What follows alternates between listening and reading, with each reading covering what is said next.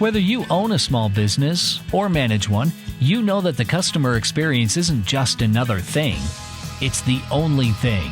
Angel Tuccy and Eric Reamer know it too, and they're starting a revolution in how people treat people in business. They're here to help you get your business right. And now, it's time for Experience Pros with Angel and Eric.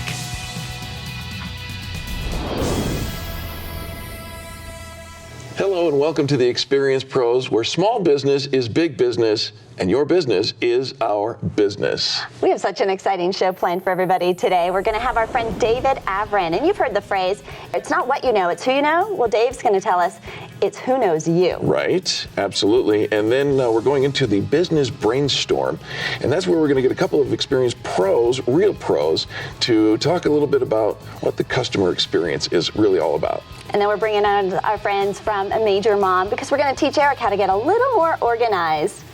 Yes, a little more organized. He says he's far more organized since meeting me. Well, we're going to put him to the Major Mom test. Well, it is going to be a fantastic program. And let's start, if you don't mind, since I know you. We're going to talk about how to become an early riser.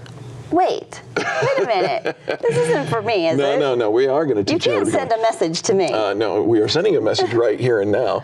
I am not an early riser. She's on the record in many different places for many, many years as having not been an early riser. But if you are, or if you aspire to be, and perhaps you should, there's some good benefits that go along there. So I'm going to give you some points, some tips, if you will, on how to become an early riser. You ready? Yeah, good luck with this. All right.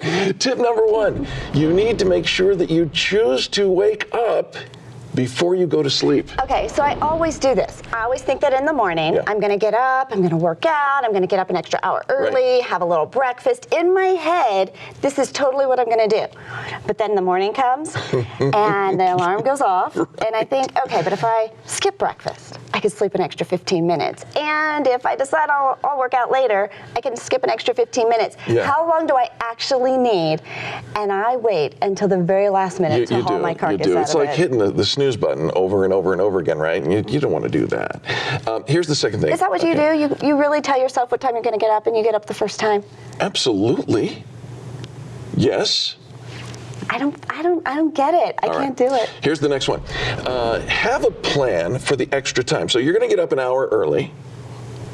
An hour early, and you want to have a plan, right? Yes. For what you're going to do with your extra time.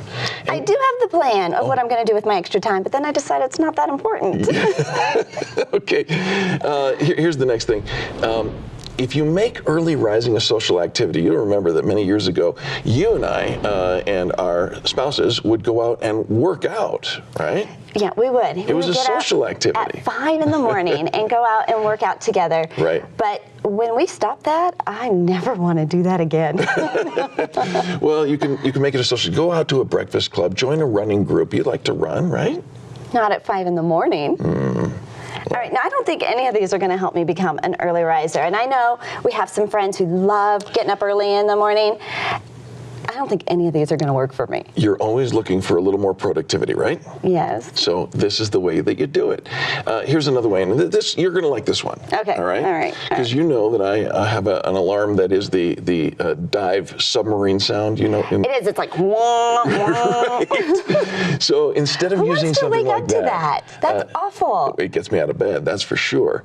So don't use an alarm that makes you angry. Why don't you put the sounds of chipmunks and little squirrels and things like that in chipmunks and little squirrels. Okay, I will tell you the one thing that actually does get me to wake up early in the morning, and it's something my husband does. Jay will actually come in. Wait. This is a family show. We don't want to know what your husband does early in the morning. He brings me a cup of coffee, which is lovely, and then he blows on it. And it wafts into my nose, and I will perk right up and get right out of bed. Your husband blows coffee fumes into your nose? Yes. Well, it'll be our secret. Nobody knows about that. All right. The final thing is get your blood going. Get your blood flowing. You know, do some exercises. You might like yoga. I might like yoga. Sure. All right. I took a morning yoga class once. Yeah. get up early in the morning, right? Haul your carcass out of bed, go to yoga. Do you know what they do at the end of yoga? No, I've never done it. You lay down flat. Yeah. They turn the lights down low, and you're supposed to like hold this sleeping position for 5 minutes. It put me back to sleep. Do not do yoga first thing in the morning. All right. So, what do you do when you wake up? When you finally get out of bed? What's your routine? When I finally get out of bed, then I'm good to go. All right. I don't go back to bed. I know there's things that I have to do. I am just not an early riser. And Erica's always telling me that successful people get up early in the morning. We hear all these stories of folks who only have like 4 hours of sleep at night. Listen, the successful people have a ritual, right? And they get up early and they go in and they take care of their ritual. Mine is I get up, I shower, I shave, I take care of all the things that are necessary to do. Yeah, but you don't have breakfast. You don't work out. Ain't nobody got time for that. All right. Just do as I say, not as I do. So, speaking of do, okay. Have you heard about some pretty bizarre successful people bathroom behaviors? All right. So, what are successful people bathroom behaviors? Well, some people like to do business while they're doing business. Excuse me? It's true. No, what do you mean? 75% of people use their phones in the bathroom. Ew. It's true. Ew. I know you do. I know you do. I know you take your phone into the bathroom. You don't know anything about my bathroom habits. Well, you're telling me right now. If 75% have actually taken their phone into the bathroom, do you know that 63% have taken the phone call? 41% have actually made a phone call. From the restroom. From the bathroom. From the bathroom. People are like, okay, I get it. You're in there. You have a quiet moment. Downtime, You're thinking, I'm going to call Eric. Yeah. But how would you feel if I actually called you from the bathroom? Have you ever called me from the bathroom? I'm not going to. Please tell me you have never called me from. Really? I'm not going to answer that. Okay. But here's something else that I've learned, and this is a statistic that actually blows me away. 10% of the people who take their phones into the restroom actually shop online. They made a purchase. While going potty? Uh-huh. I'm trying to think of what I've ever done in the bathroom with my phone. Yeah. But I don't usually take my phone. I'm not the type of person that carries my phone everywhere with me, so I don't usually even have it with me when I'm in the bathroom. Angel Tuccy. What? You tell me that you've never answered your phone. Well, I don't know that I've never have, but I don't usually have it with me. It's just not a regular. Right? See, I don't go to the restroom without mine. Right. You take yours everywhere. Do I say that? So you've probably texted.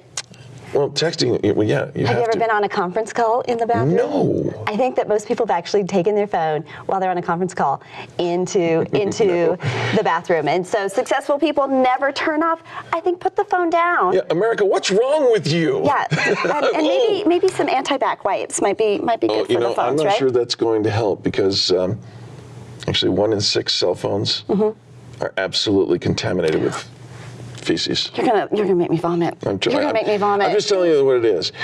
And you know what? That calls to mind an interesting point, if you will. What's that? I don't know how to really raise this issue, but several people don't just do business in the bathroom. There's a whole lot of people that admit that they've eaten in the bathroom. Oh, no. Angel Tuccy, tell the world. Go ahead, confess. It's good time management.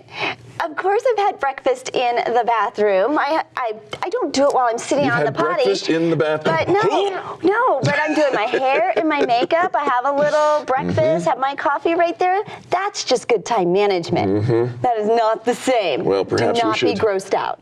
Move along.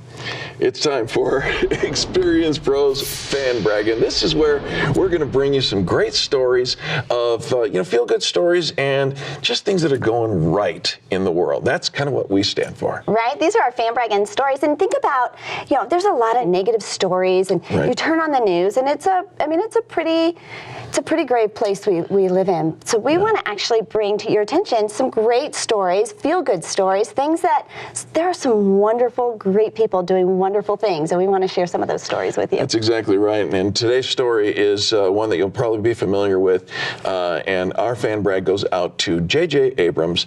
And you heard the story of the terminally ill Star Wars fan who had cancer of the lungs, and he reached out to his followers on Facebook, social media, Twitter, and he knew he wasn't going to make it. He wasn't going to make it for the Star Wars Force Awakens launch release, party, right? So they put out the call, if you will, and J.J. Abrams, of course, the producer of the new Star Wars film, stepped up and allowed this gentleman, Daniel Fleetwood, a private viewing of the Star Wars Force Awakens. Unfortunately, we lost Daniel 3 or 4 days later. But he actually he got to see it. He fulfilled a lifelong dream. Fulfilled that lifelong dream. And you know, we talk about, you know, there's a lot of superstars and celebrities that they hear some of these heartwarming stories, and they go out to make somebody's dream, their lifelong dream, come true.